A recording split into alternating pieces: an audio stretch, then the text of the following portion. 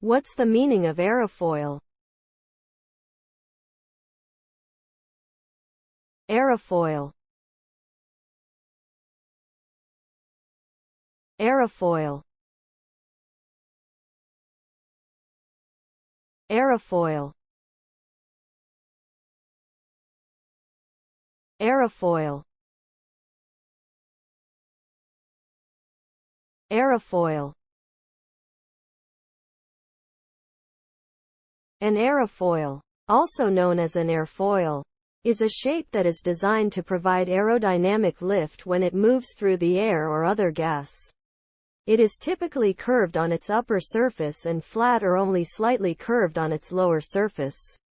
As air flows over the top of an aerofoil, it has to travel farther than the air flowing underneath, which creates the lift. Aerofoils are used in many different applications, including airplane wings, wind turbines, and hydrofoils for boats.